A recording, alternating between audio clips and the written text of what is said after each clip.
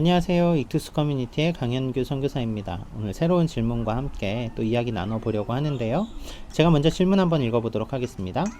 가끔 성경을 읽다 보면 주님의 말씀이니 믿어야 한다라는 걸 알면서도 간혹 의심이 들고 잘 믿어지지 않을 때도 있습니다. 제 믿음이 많이 부족해서일까요?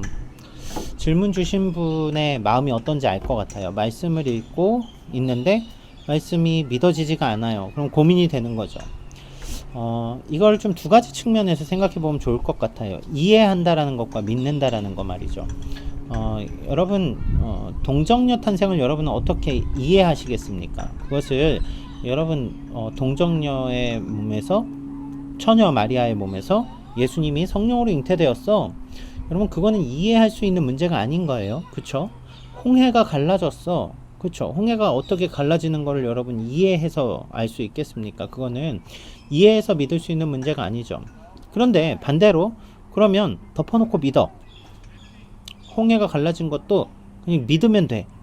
예수님이 그렇게 태어나신 걸 그냥 믿어.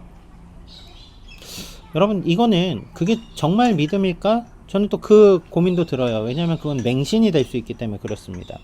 그러면 우리가 믿는다라는 건 뭘까요? 하나님의 말씀이 믿어진다라는 건 뭘까요? 첫째, 하나님을 믿는다라는 것입니다.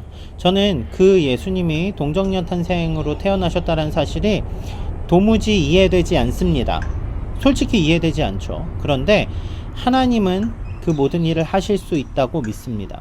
저는 하나님이 하시는 일을 믿고 성경 속에 하나님이 하신 일을 믿는 거지, 제가 그 사실이 논리적인가 논리적이지 않은가를 놓고 비논리적인 그것을 나는 무조건 믿는다고 말하지 않아요. 그러니까 첫째, 여러분들이 그 믿음에 대한 본질이 성경이 믿어지지 않아요 라고 하는 것이 그 팩트의 문제인가 사실의 문제인가 아니면 하나님의 능력의 문제인가 라는 걸 구분했으면 좋겠어요. 하나님의 능력의 문제라면 이해되지 않을 수 있는 일이 하나도 없을 것 같아요. 두 번째로, 그럼에도 불구하고 성경을 바라보는 데 있어서 올바른 이해를 하기 위해서는 바른 깨달음을 얻기 위해서는 성령님의 조명이 필요합니다. 성령님이 우리 안에서 강력하게 강권적으로 역사하실 때 우리는 하나님의 말씀 가운데 깊은 은혜를 경험하게 됩니다. 그렇다면 저는 질문하신 분께 이렇게 도전하고 싶어요. 하나님은 전지전능하십니다. 저는 그 하나님을 믿기에 하나님의 말씀을 믿습니다. 그럼에도 불구하고 제가 저의 머리로 읽는 것이 아니라 성령 충만한 가운데, 성령님의 은혜 가운데 하나님의 말씀을 대할 때 이 말씀이 나에게 진정한 은혜로 다가와 믿어집니다.